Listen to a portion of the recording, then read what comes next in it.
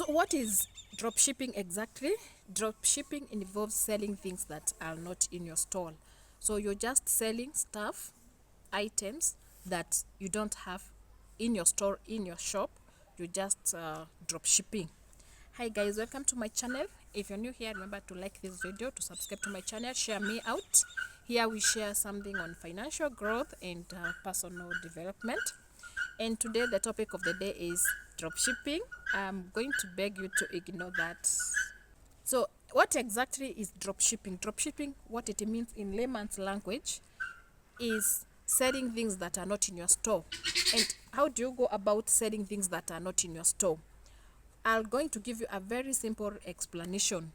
Is using other people's pictures, and I'm going to explain how you get these pictures. So you, as a dropshipper, that's what you're going to call you going forward. What you do is you get stuff that is not pictures from a wholesaler or a retailer whom you have maybe collaborated that they are going to give you goods at a wholesale price, and then these goods, the pictures, are the ones that you're going to use to market your business.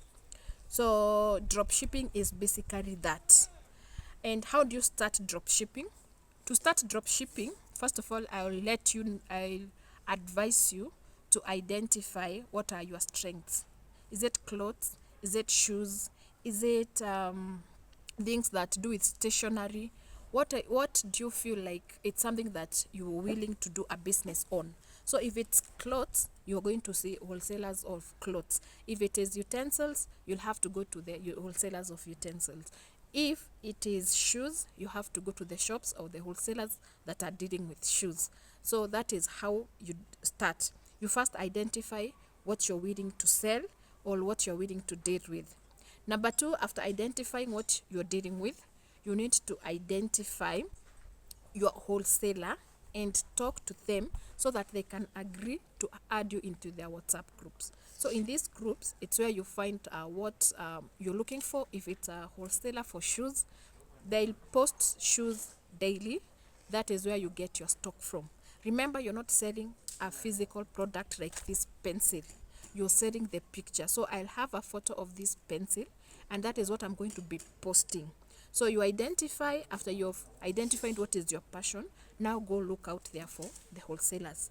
I'll give you a list of where you can get the wholesalers. So if you're looking for utensils and some few clothes, Kamukoji is there for you. You get all the utensils you need. You get some few clothes there. If you're looking for clothes purely, Isli would be the best bet for you.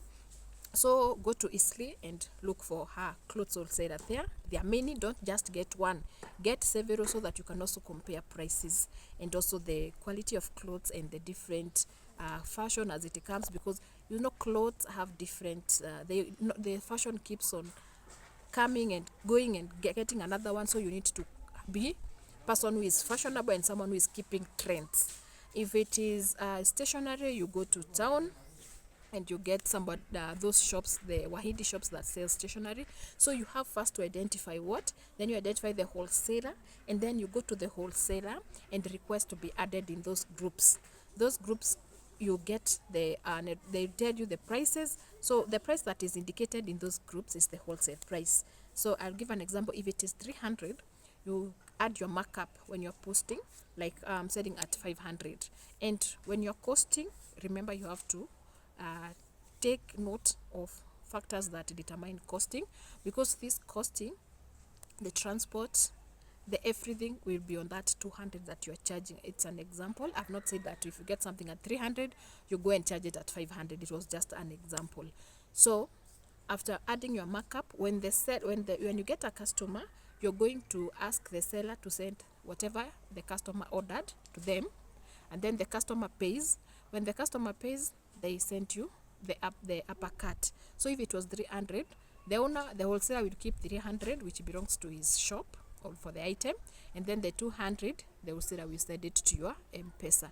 So you must have an agreement, and that's why I'm saying you have to go to those shops yourself. Introduce yourself so that you're in a collabo that we are working together, and this person marketing goods that belong to them, and when I get these goods, they are going to send to the customer.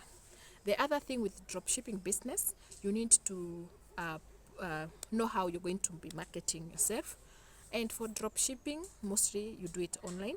So you find yourself, you have to have a Facebook page, an Instagram page, a TikTok page, and maybe X. So you need to be very conversant with the social media, because that is where mostly you market your goods. And then once you get a customer and you deliver well, that customer can now give you a referral, which is another way of getting the customers. So mostly it is getting through online. You need to create a page. So let's say I want to sell shoes. I can come here and tell myself that I am Mary, so I can call my page Mary's Shoes. And I would create the same on Instagram, or the same on TikTok, the same on X, Mary's Shoes, and I'll be posting my shoes there as Mary's Shoes. And when I get a customer, I have explained, the wholesaler sends the good after being paid, and then the wholesaler will keep his money and send you your money. So drop shipping is easy to start, doesn't require capital. In this moment and in these current times, everybody has a phone. So probably you're or having a smartphone, you have WhatsApp.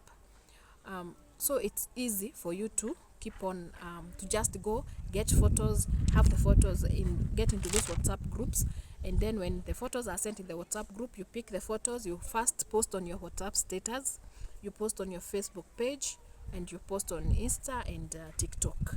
So drop shipping, that is all about it. And another thing with drop shipping, just like any business, you have to have passion, dedication.